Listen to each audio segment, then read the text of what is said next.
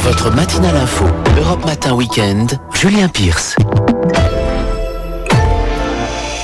Imaginez une ville de 10 millions d'habitants où en l'espace de 3 jours, il tombe l'équivalent d'1 an de pluie. Voilà ce qui s'est passé en début de semaine à Zhengzhou, dans l'est de la Chine. Des rues transformées en torrents, des maisons dévastées. Ces images, on les a vues aussi la semaine dernière en Allemagne et en Belgique. Elles s'ajoutent au pic de chaleur dans l'ouest canadien, désormais ravagé par les incendies. Bref, ces événements qui étaient exceptionnels il y a encore quelques années sont-ils en train de devenir la norme ? C'est le premier entretien de cette matinale. Bonjour Robert Votard. Bonjour. Vous êtes climatologue, directeur de l'Institut de recherche Pierre-Simon Laplace et spécialiste de ces événements extrêmes qui se multiplient. Est-ce que cela vous étonne ? Hélas non, je ne suis pas surpris de constater que les éléments de projection qui avaient été donnés dans les différents rapports du GIEC se réalisent. Donc ce sont des événements auxquels on s'attend avec le réchauffement climatique. Et aujourd'hui, ils se produisent. Alors bien sûr, il faut regarder dans le détail le rôle du changement climatique dans chaque événement et ça prend un peu de temps. On ne peut pas relier d'ores et déjà tous ces événements au réchauffement climatique. Il faut que vous fassiez des études. Si on peut relier de façon générale, on va dire sur la Terre, l'augmentation du nombre de pluies extrêmes au changement climatique, il est souvent ça on sait le faire, ça a été dit un certain nombre de fois. En revanche, il est difficile de relier un événement ponctuel au changement climatique qui a des caractéristiques régionales, qui se produit dans un système météorologique très très spécifique. Et là, on a besoin d'un petit peu de temps pour faire ça. Si on prend l'exemple des inondations en Allemagne ou les dernières en date, celles en Chine, qu'est-ce qui se passe dans le ciel pour qu'autant de pluie tombe au même endroit en si peu de temps ? Alors c'est extrêmement simple. Avec des températures plus élevées, l'atmosphère peut contenir plus de vapeur d'eau et donc les pluies sont plus fortes lorsqu'elles sont déjà fortes en quelque sorte. On sait que les lois de la physique nous disent que les pluies et la vapeur d'eau sont 7% plus fortes par degré de réchauffement. Donc c'est vraiment une loi de physique fondamentale, on ne peut pas y échapper. Et comme on est à 1,5 degré de plus depuis la période pré-industrielle, ça veut donc dire environ à la louche 15% plus intense ? On est plus précisément à 1,1 degré ou 1,2 degré de plus qu'à l'ère pré-industrielle, mais de façon globale, mais de façon régionale, ça peut changer selon les endroits. Par exemple, en France, on est à 1,8 degré au-dessus de l'ère pré-industrielle.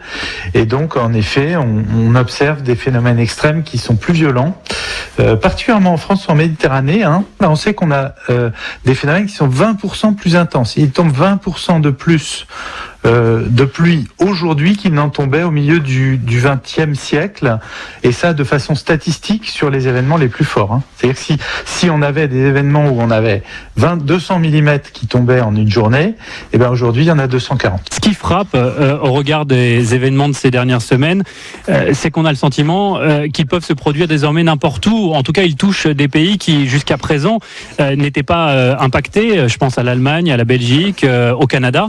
Alors, si l'Allemagne est impactée régulièrement comme la France par des pluies extrêmes, mais là, on est face à un phénomène record.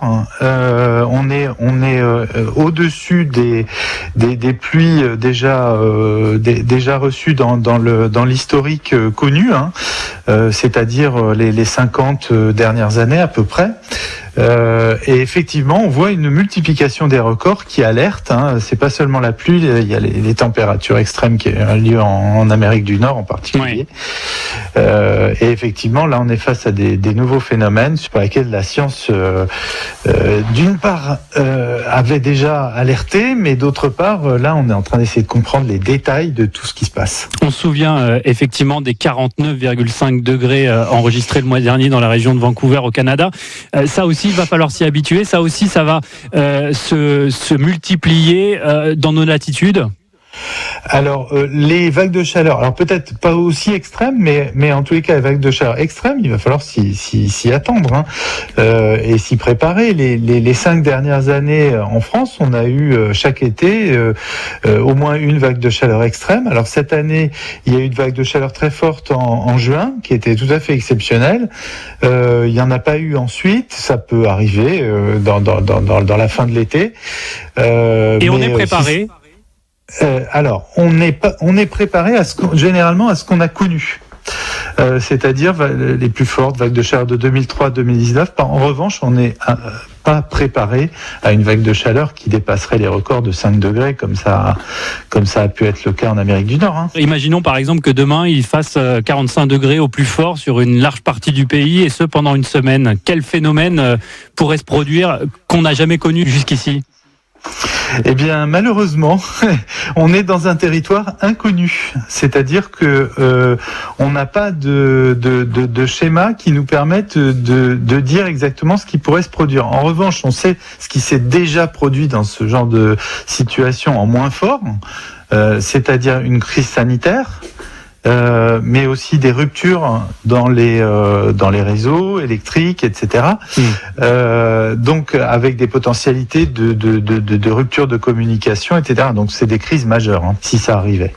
Tout ça est extrêmement inquiétant, extrêmement angoissant, et parallèlement, on vient d'adopter, en tout cas le Parlement vient d'adopter la loi climat en début de semaine. Le gouvernement parle d'un tournant écologique quand les ONG environnementales, elles, dénoncent le manque d'ambition de ce texte.